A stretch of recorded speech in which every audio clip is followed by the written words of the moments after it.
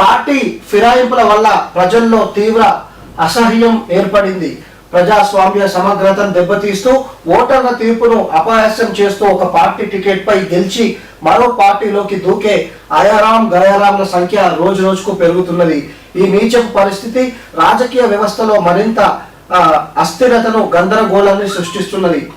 తెప్పలుగా చెరువు నిండిన కప్పలు 10,000 చేరు అన్న సుమతి శతక నానుడికి తగ్గట్టు ఇప్పుడు పార్టీ ఫిరాయింపులు సాగుతున్నాయి. ఏ పార్టీ అధికారంలో ఉంటే ఆ పార్టీలో ఇతర పార్టీల నాయకులు క్యూ కడుతుండడం పరపాటిగా మారింది. ఇప్పుడు ధన ప్రభావంతో గెలిచిన ఎమ్మెల్యేలు తిరిగి ఆ ధనం కోసమే సిగ్గు ఎగ్గు లేకుండా అమ్ముడుపోతున్నారంటూ కనక మామిడి సన్ని రాశారు. సో ఇది ముమ్మాటికి 100% నిజము.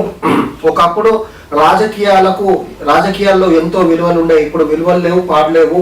డబ్బులు సంపాదిస్తామని రాజకీయాలకు వస్తున్నారు.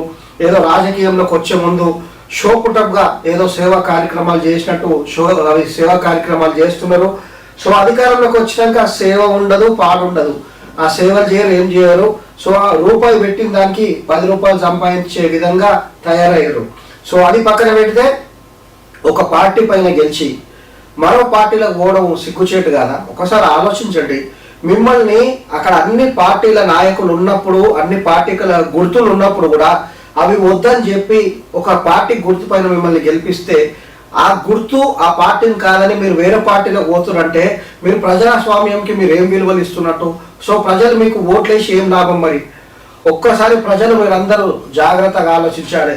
ఎవరైతే పార్టీ మారి వెళ్ళిపోతుర్రో, అంటే పదవులు ఉన్నప్పుడు సరే, పదవి లేనప్పుడు ఇతర పార్టీలకు పోయి ఆ పార్టీ సింబల్ పైన గెలిచిండా వేరే విషయం. లేదు, పదవి ఉన్నప్పుడు ఆ పదవిని రాజీనామా చేసి మళ్ళా ప్రజల్లోకి పోయి తేల్చుకొని గెలిస్తే అది వేరే విషయం.